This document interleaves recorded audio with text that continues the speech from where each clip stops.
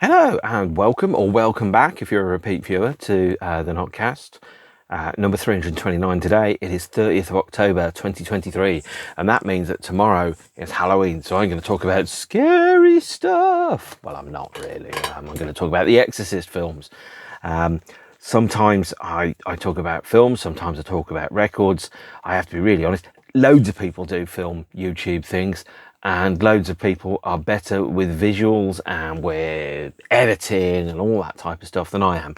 What I like to do is I like to just talk direct to the camera in one go, maybe pressing pause if I'm going to have a sneeze or a burp or something, because I am only human, and just go for it, full stop, without thinking about it. And I don't have a script, by the way, so I don't have these are the jokes that I'm going to make, or these are the detours I'm going to make. I have a bit of paper here, which goes through the things I'm going to talk about, and they're really kind of like my set list. And it's pretty weird, but kind of think about, like, actually, stand-ups and bands have set lists. They have words on bits of paper that tell them what they're going to say, and sometimes they're not on bits of paper, sometimes they're on screens, and sometimes they have like auto cues.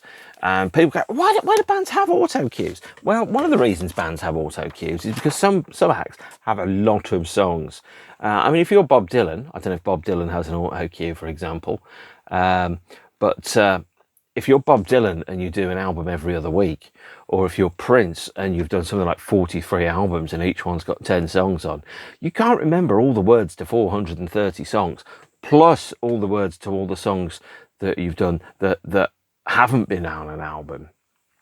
And you can't remember all the different versions of all the songs which there are. So for everybody that makes music, for example, unless you're Rush, who never had a B-side, every band would have lots and lots of songs and bits of material and fragments of material that may never come out, that would still sit in their memory, but you may never even know that they exist. And so sometimes you kind of go, well, if you've got an auto cue, it's kind of, there's only so much space in a human brain. Now, unless you're doing the same 22 songs in the same order every single time, you should have something that at least reminds you these are the words to the song. And the song might be 35 years old. I can guarantee you that when Depeche Mode have auto cues, that Dave Gahan has probably not listened to Strangelove as much as Depeche Mode fans, because he's heard it every time the band have played live. He's heard every mix and every recording, and every time anyone in Depeche Mode has sung it, apart from Martin, he's sung it. So you can guarantee he thinks he knows Strangelove extremely very well indeed. So that's kind of how I work. Is I have a set list on here, and today I'm talking about the Exorcist films. There are, depending on your point of view, between 6 and 7 of them. For the purposes of this conversation, there are going to be 7 Exorcist films, because there are actually 2 Exorcist trilogies plus a sequel, and one of the films, which is not in the trilogy, has 2 different versions, which is actually 2 completely separate different films. And I'm going to go backwards in my ranking through all of them, and that means that if you're a film geek and you're going, what are you going to talk about? Well, I've got some niche choices ahead for you. Okay, so I've got The Exorcist, 1973's original, now 50-year-old classic.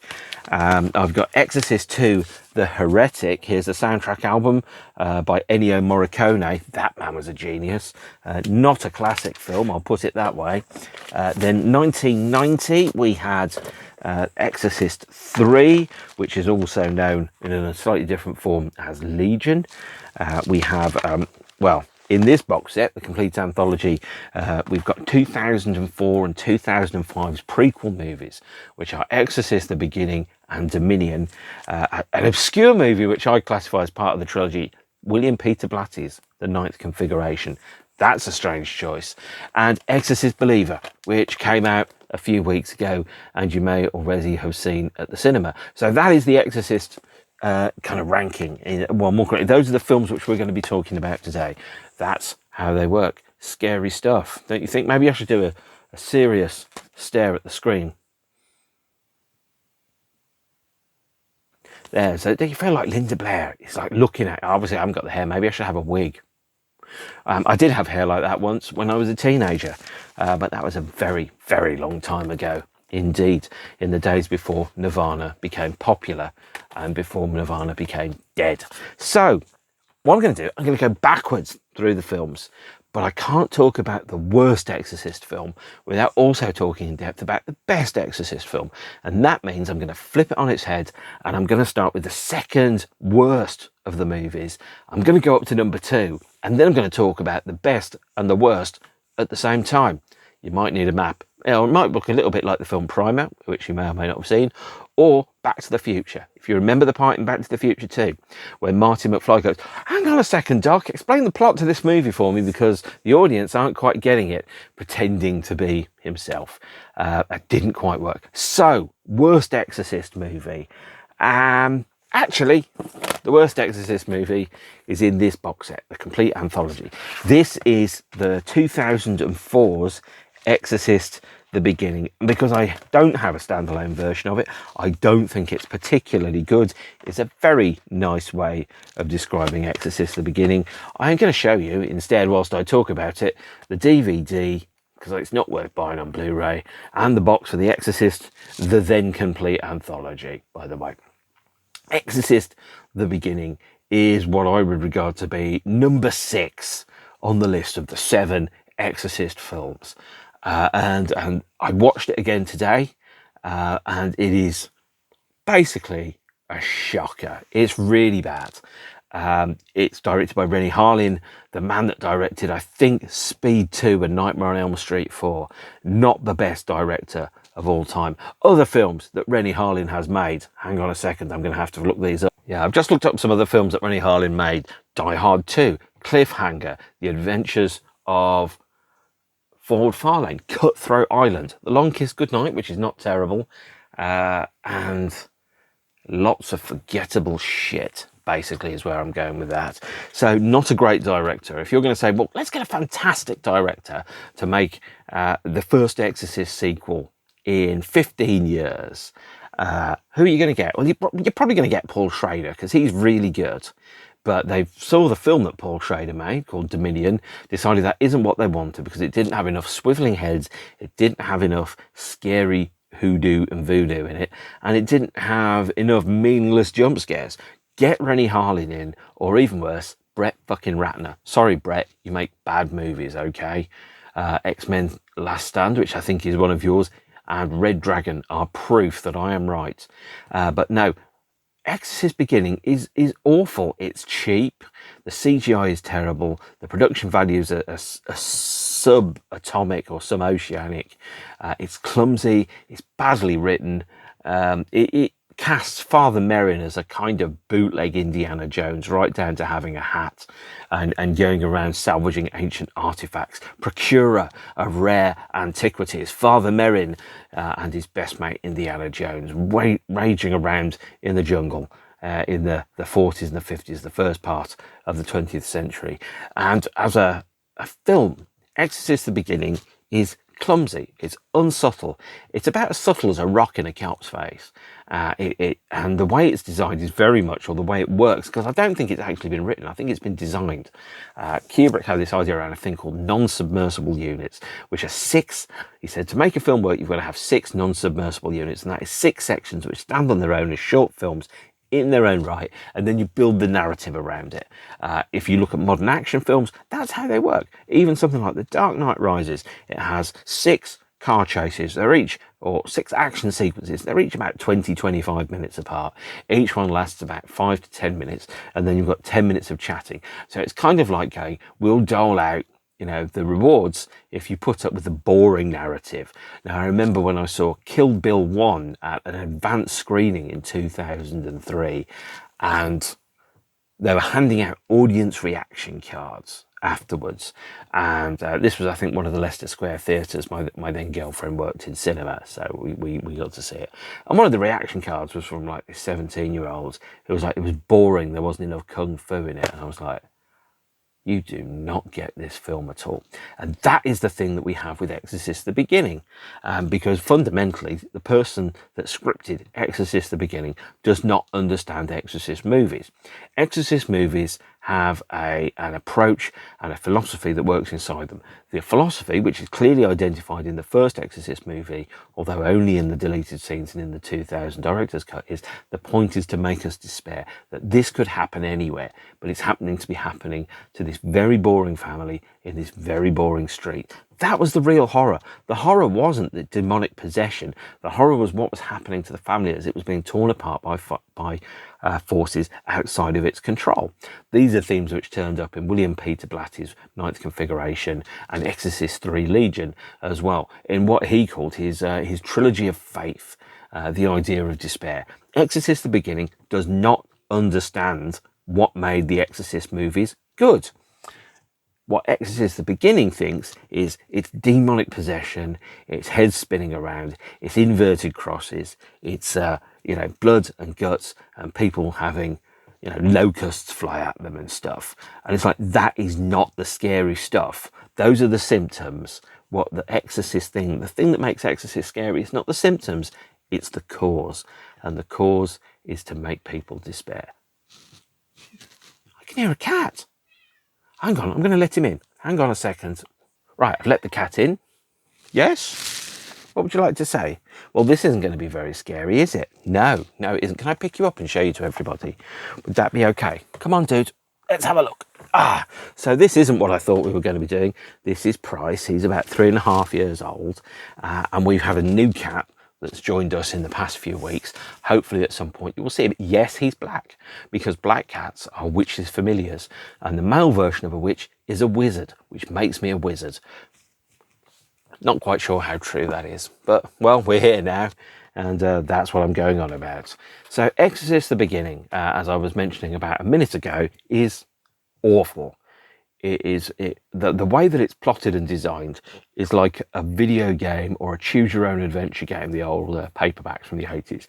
Go here, do that, find that, pick that up, get that key, get that thing, go there. Oh, look, there's a haunting. Oh, look, there's going to be a child that's going to be possessed. There's a bit where there's going to be some terrible demonic voices. It's a squandering of a fabulous opportunity. I don't think anybody was ever sat down and went, do you know what this world needs? An Exorcist prequel. Well, that doesn't matter because they wrote it anyway. And of course, the world didn't need an Exorcist prequel. For the Exorcist prequels, they built them on top of a story that didn't need to be told, that wasn't fundamentally vastly interesting. Certainly not in the way in which they described it. However, Paul Schrader's version of Exorcist prequel, which is coming up shortly, is much, much better. Which means that I'm on 5. The 5th ranking is Exorcist II, The Heretic, one of the very worst films ever made. And it is still better than Exorcist the Beginning. Exorcist the Heretic is... I've watched it more than once, and I've tried to like it. Every time before I watch it, I stick the player in its disc and I kind of go, it can't be as bad as everybody makes out. It can't be that bad. Oh yeah, it can be that bad. The gap between Exorcist the Beginning and Exorcist the Heretic is approximately 1.5 millimeters. They are both absolutely awful and atrocious movies. Exorcist II, The Heretic, man, where do I even start? Because there's nothing I can say about how bad it is that hasn't already been said by Mark Kermode. Not that I've watched what Mark Kermode has said about Exorcist II, but Exorcist II, The Heretic is atrociously bad. The best thing about it, easily, is, Richard Burton's appearance, actually. Richard Burton's pretty good in it, because Richard Burton could do anything and make it sound fantastic. He had one of the most amazing voices of all time. Actually, I don't even know why I'm showing you the soundtrack album. The soundtrack by Ennio Morricone is absolutely spiffing. And I always think about when Ennio Morricone or Jerry Goldsmith wrote a score, what they said and what Jerry Goldsmith said about Star Trek The Motion Picture is, you write the score for the film that you wished you'd watched and not the one you were actually watching. And the score for Exorcist the Heretic is very, very good indeed. The man never wrote a bad score. He wrote some scores that weren't fantastic, but he never wrote a truly bad one. And Exorcist II, The Heretic has a much better soundtrack album than it does a film. It's awful. Now, if you were going to do a sequel to The Exorcist, you're going to have Linda Blair in it, you're going to have Max von Sydow in it, you were going to and then Max von Sydow doing prequel stuff, and you were going to have Richard Burton as a priest. What are you going to do? Well, the plot of Exorcist the Heretic is around an investigation to find out what really happened that night and how did that guy die. I'm going to sneeze, hang on. No, I didn't. Oh, that's annoying, isn't it? So Exorcist the Heretic, the idea is it's kind of like a police procedural, but for priests, kind of going, well, what really happened? How did this happen? How did that happen? What went on there? Let's go through the evidence. But it's half kind of police procedural with the priest investigating an exorcism. So it's kind of like going, well, you know everything that's happening. We're just going to show you scenes that happened in the first film. And the other part of the film is basically Linda Blair on a therapist's couch. She's got like these awful kind of head MRI things that are attached to her lobes, and they kind of, let's hypnotize you, let's find out what you remember of what happened. It's like, who cares what she remembers? Okay, when people watch The Exorcist, they weren't going, well, the horror may be what's happening to the family, but we don't care about how much of it she remembers. We care about the horror element of it. I mean, basically, Exorcist II, The Heretic, is kind of like, what's that film about the gangster's therapist with Billy Crystal? That film, but for a demonic possession.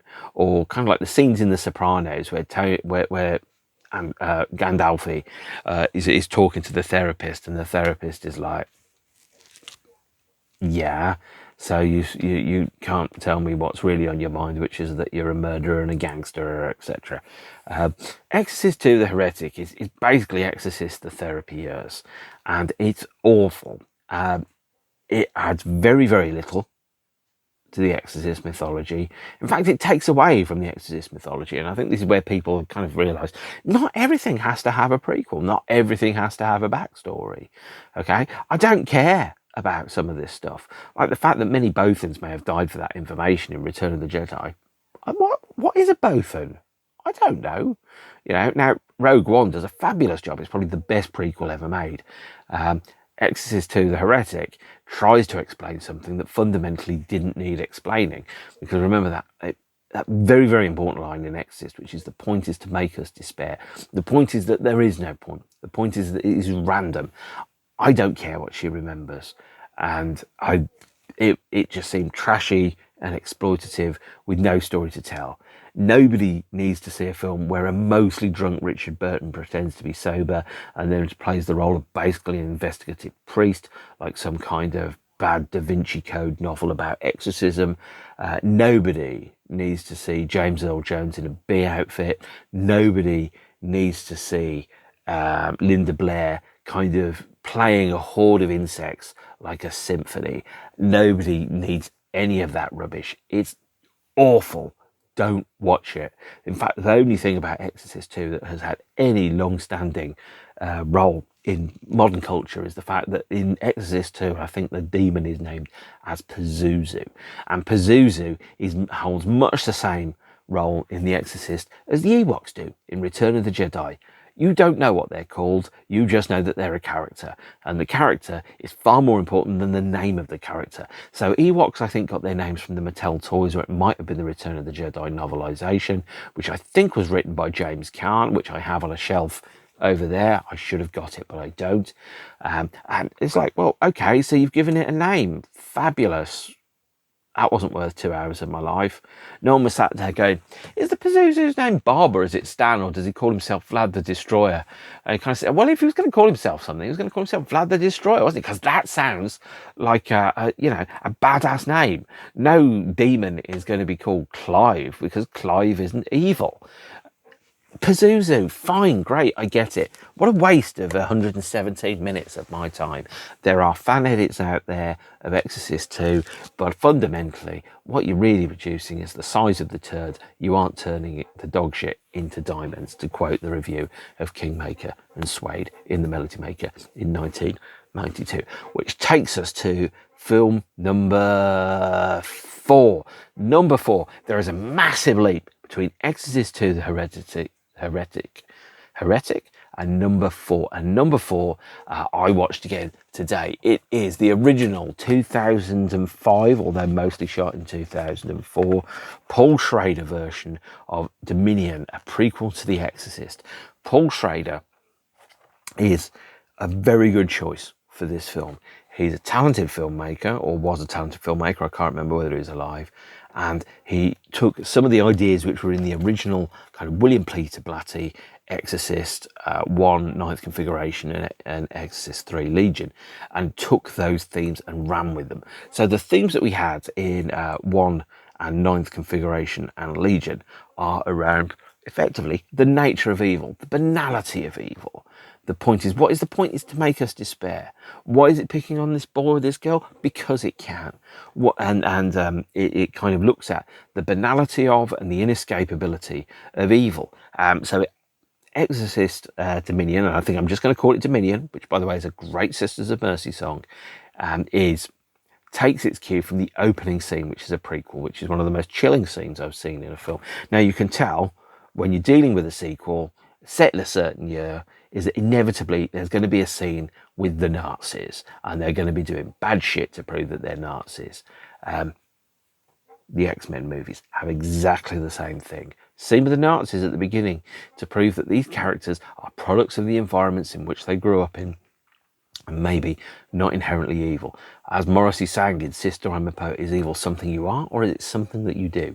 The Exorcist Dominion movie has the idea that evil is everywhere, and like Spalding Gray said in his film Swimming to Cambodia, which is bafflingly difficult to find, is that sometimes evil circles the world like a cloud, and it spins up and it spins down, and then sometimes it comes down to ground level and it lands over certain places for certain periods of time. And William Peter Blatty's view was that, in fact, or it might have been William Friedkin's, his view was that actually the rise of Hitler in Germany in the 1930s was a case of almost mass demonic possession of an entire nation, or the apparatus of a nation, by evil itself. And Spalding Gray also kind of identified and articulated this idea around Vietnam and Thailand and Pol Pot and all that type of stuff, is the idea that somehow evil just flies around the world and it lands on countries, and it kind of collectively kind of just bends and perverts the form of reality inside that particular nation. We can think about it recently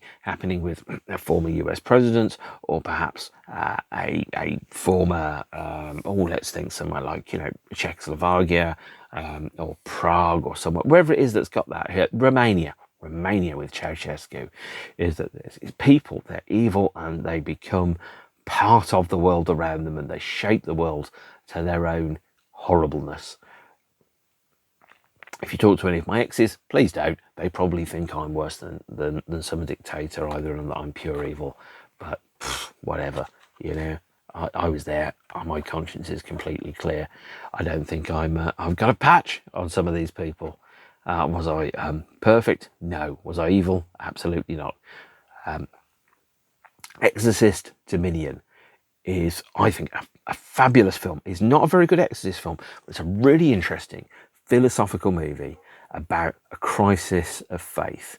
In that there is where Dominion fails, and it sounds really harsh when I say it. Where Dominion fails, there's no dread, there's no sense of evil in the air and in the atmosphere, in the oxygen, and that you can't help but breathe it in like some form of demonic smog. It's set in an environment that, for the majority of the people that will see the film, they do not recognise. They already regard that place as alien.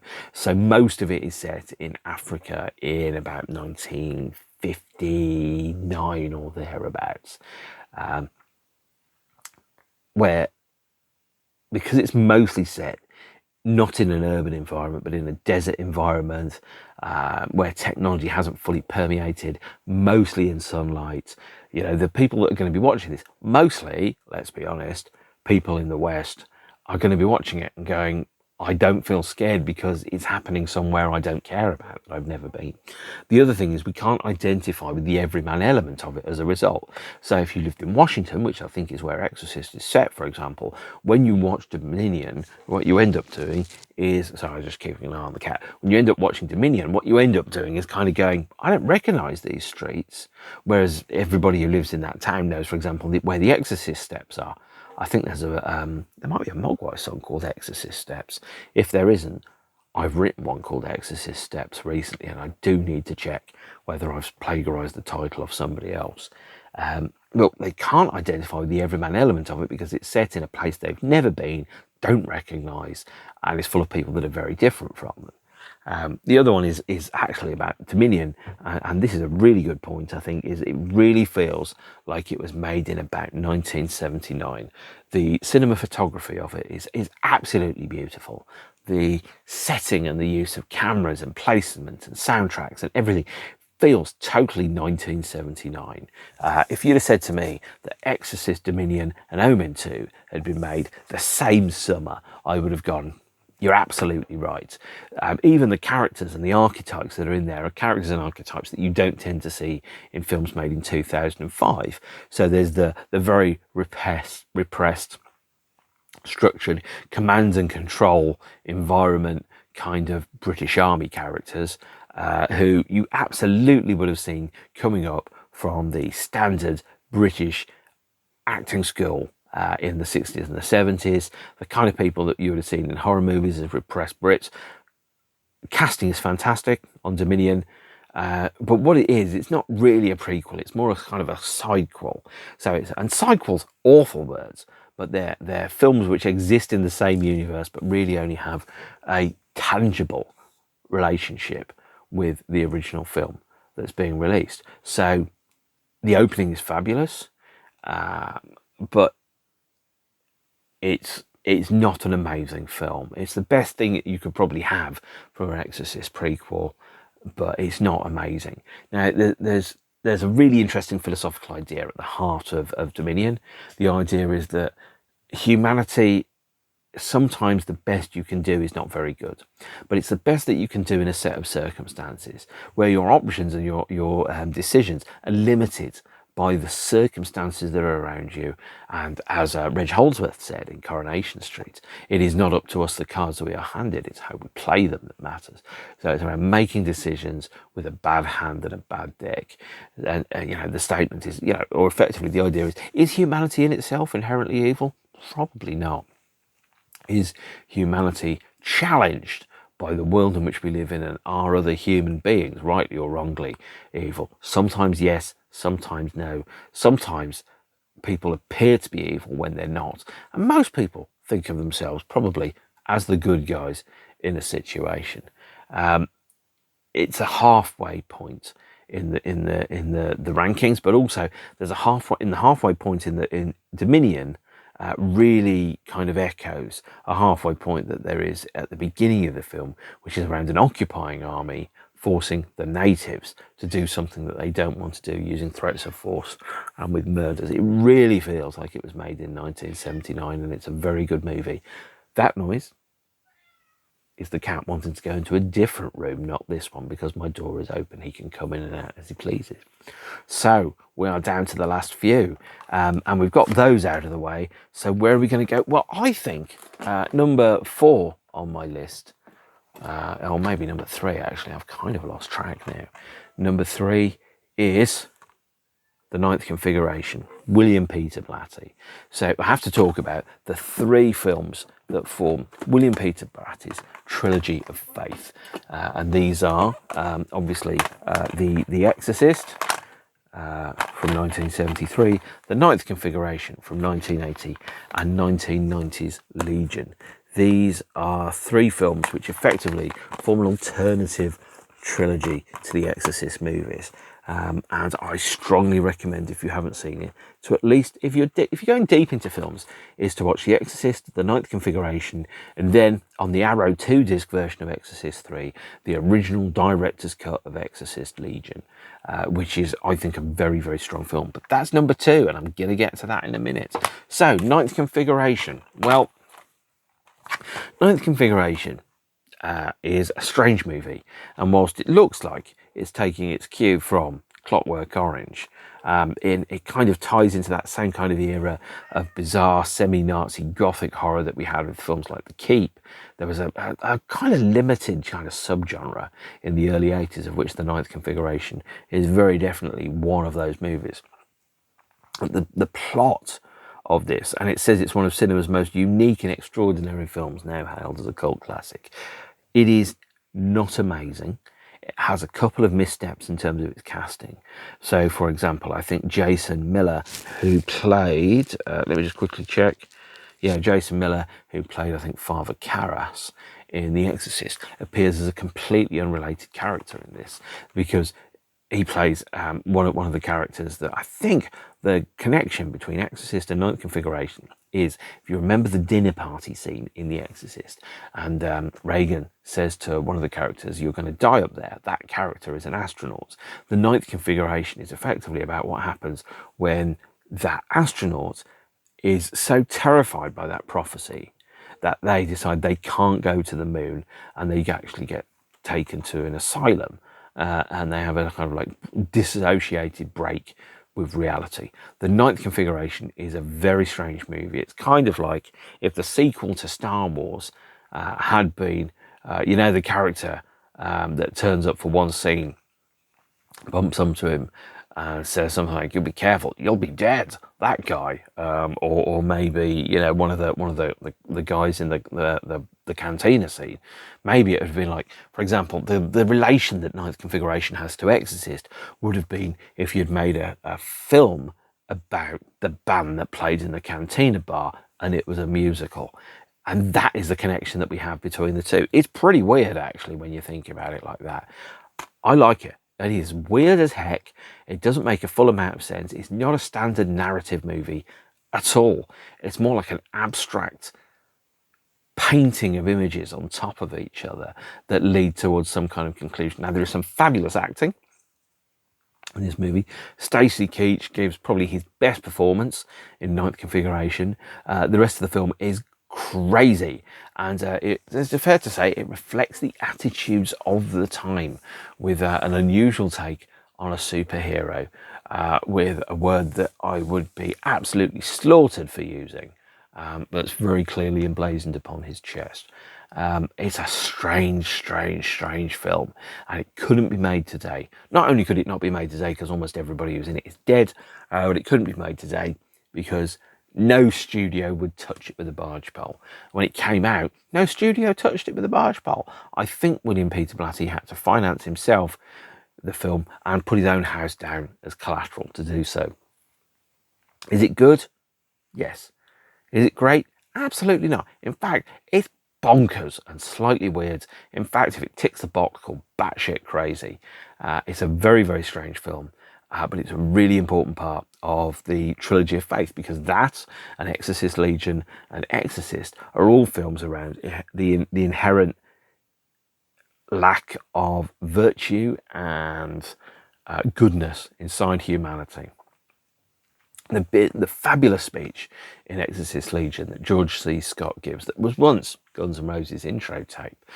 He believes in cruelty and infidelity and every torturing kind of horrible inhumanity that every human will commit to everybody else. That's what the core of the trilogy of faith is about. Is around how there isn't right, there is power, and there is the exertion of power and the imposition of power upon other people.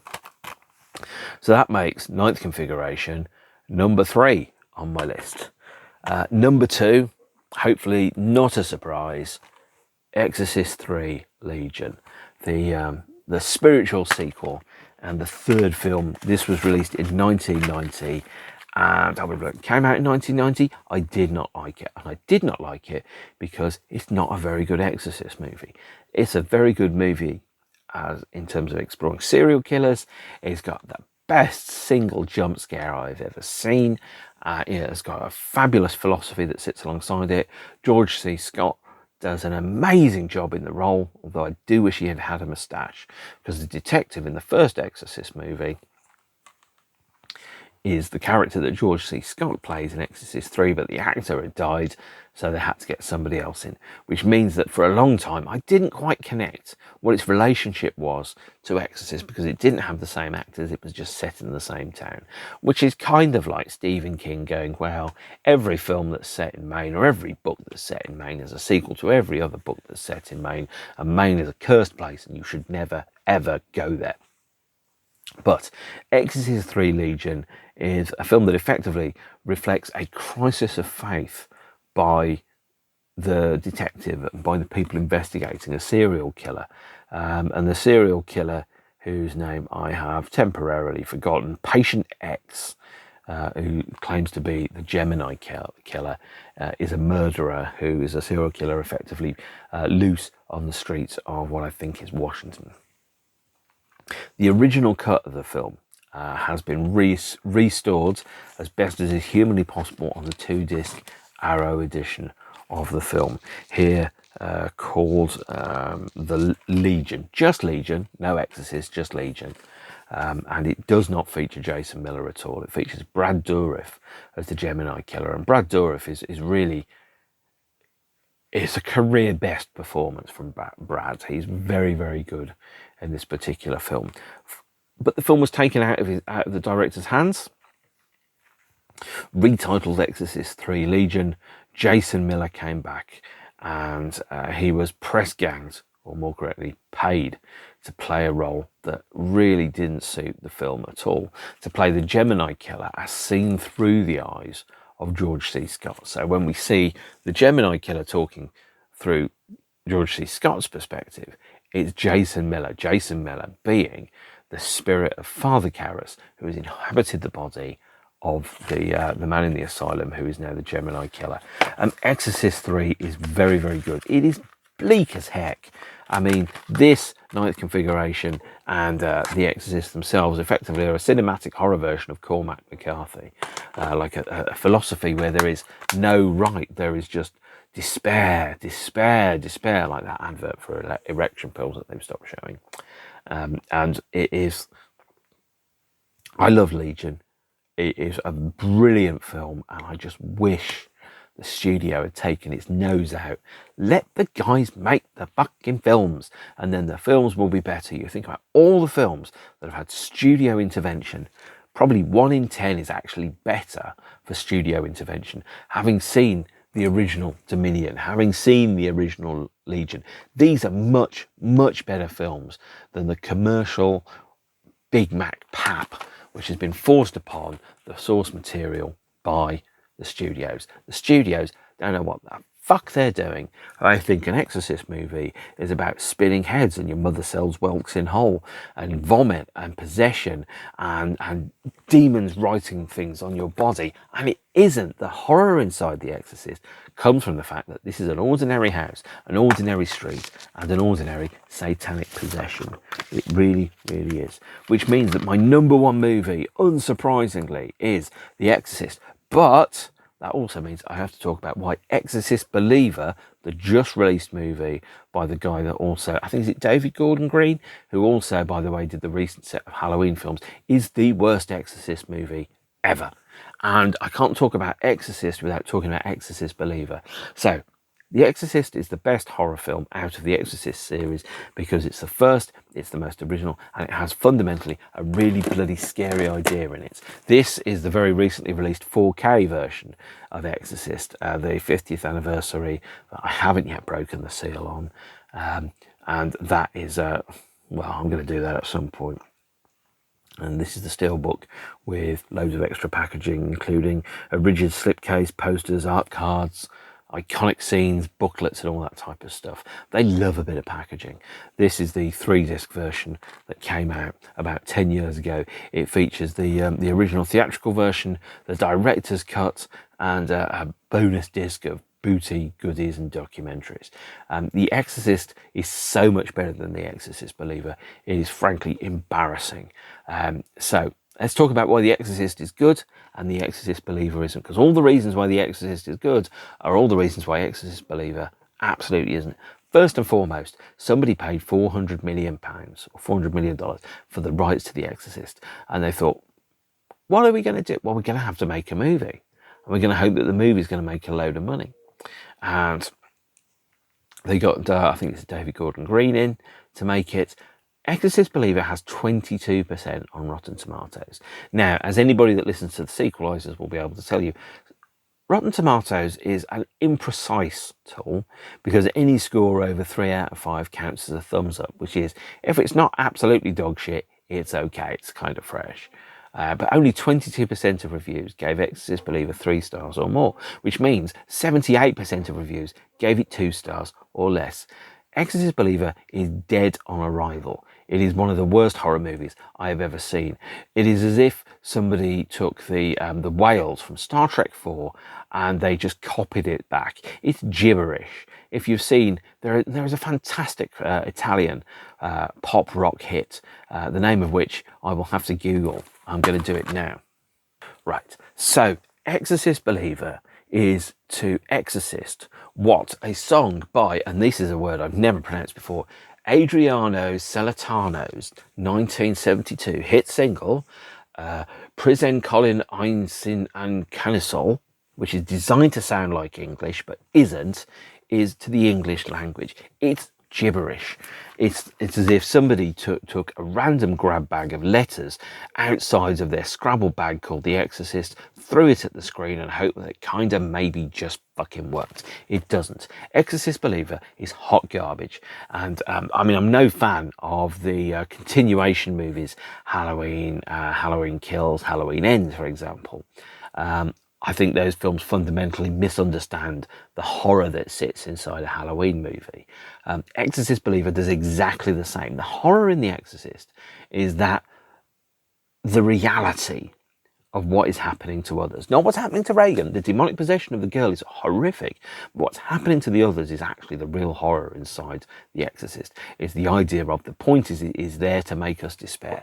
The horror of The Exorcist is not that you've got head spinning and crucifix sex and terrible, horrible spider walk sequences and vomiting all over the place. That's not the horror in The Exorcist. That's a manifestation of the true horror. And the true horror is that there is an evil that flies over the planet and it infests and infects people, and it takes them over. And sometimes when people do terrible, terrible things, acts of random violence, acts of cruelty, for example, you can look at them as actually almost mini possessions. And The Exorcist kind of puts the idea into your head around the true evil is actually the thing that makes people awful to each other, thoughtless and inconsiderate. With Exorcist Believer, the problem is that he has seen Exorcist Believer, but not watched Exorcist Believer. He's heard it, but he's not listened. He's read it, but he hasn't understood what it is. He follows the outside of the horror and not the inside of the horror. And an outside of the horror is jump scares and scary shit. And people go, woo! Real horror is what happens inside someone's mind. Horror is what happens when you have an idea that won't let you go. I think the best form of horror is psychological. In my previous episode where I talked about my favourite horror movies, for example, some of my favourite horror movies were films that absolutely would not be classified as horror by like anybody else. So, for example, films like Michael Clayton or films like The Conversation, films where the horror is what's happening inside somebody's mind, not the fact that doors are slamming and chairs are flying around, like Poltergeist 3, Electric Boogaloo, or Poltergeist 2, Scary Boogaloo. The problem with this is that the horror isn't the vomit. It isn't the disruption of reality. The horror is the monster that exists inside the people. And this is what William Friedkin and William Peter Blatty were exploring. The idea is that horror is the fact that you cannot trust your own eyes, your own ears, your own senses. What you're seeing and is presented to you isn't what you think you're actually seeing. The horror is what is happening inside your head. And the exorcism is a cure, it's not a prevention. It stops the symptoms of horror, but not the cause. And the cause is what is horrific in Exorcist. Exorcist Believer just does not fucking get it. Full stop. Exorcist also, Believer, misses a key thing. So if you think about films like, for example, Beginning, Dominion, Exorcist 2, Legion, Exorcist number 1, they effectively, what we're looking at is actually a battle of personalities between the demon and an earthbound representative of virtue. So basically, in Exorcist Believer, there's a team of people that try to perform an exorcism, and they aren't strong or inspiring personalities. There's no compelling personality in it. So if you think about, sometimes you've seen a film and an actor walks into the room and they take over the movie and you're like, oh my God, this actor is incredible. He owns the moment. That's what I saw the first time I saw Colin Farrell on screen in Minority Report and later on in Phone Booth and Daredevil. Like, that is a guy who wants it and is prepared to go hell-bent for leather for it. That is a person that you need. So if you're going to be exercised by somebody, I guess what you need is a strong personality that's going to be compelling. The power of Christ compels you it compels the spirit to leave the body. The exorcists that we have in Exorcist Believer are what's the word I'm thinking of here? They're nothings, really. They're it's not the word is not portmanteaus, but they're very kind of fluffy tabula rosas, empty ciphers of personalities. They wouldn't inspire me to cross the street, let alone to vacate the body of a teenage girl that, if I was the evil, I would have possessed. They are shit exorcists, and they have no personality and no compulsion or conviction inside of them. Part of the horror in The Exorcist also is this really happening? Part of the horror in Exorcist is that element of kind of questioning reality, going, is this really happening? Following the process of Occam's razor, or Occam's razor, depending on how you pronounce it, and going, so when you rule out everything that is impossible, whatever remains, however unlikely, must be possible, is something that Carl Sagan says. And with The Exorcist, there's a process of elimination. They go through everything, and then they come down to the idea of going, it's probably a demonic possession. That's probably what we're faced with. Exorcist Believer, they do not pass go. They do not collect £200. They go straight to the teenage girls possessed by the devil because we need to get to the exorcism pretty quickly before we hit the time limit for the movie button. They race straight to it. There's no skepticism. There's no doubt. There's nothing like that. They're straight to, I'm possessed now. Oh, yeah. There's no creeping horror around it. There's no subtle moments. There's just, yep, I'm possessed by devils now. Whoa. And it's like so quick, so fast, so unsubtle. It's like being punched in the face with a squeaky hammer. It's awful. And the characters are not fully fleshed out. In The Exorcist, these are full-rounded characters. They have senses of humour and interests that exist outside of getting rid of demons and feeling vaguely gloomy about things. Exorcist Believer has none of that. All of the characters are plot ciphers. They're idiot robots with no personality of their own. Not one of them goes, "You've got to be fucking kidding." Which, by the way, anybody in 2023, if you saw something like that, would have seen The Thing and would have said that line. No two ways about it. But no, they're faceless, characterless voids, and they just don't carry the movie at all. You know, the horror in The Exorcist is, it could happen to anybody. It could happen in your street.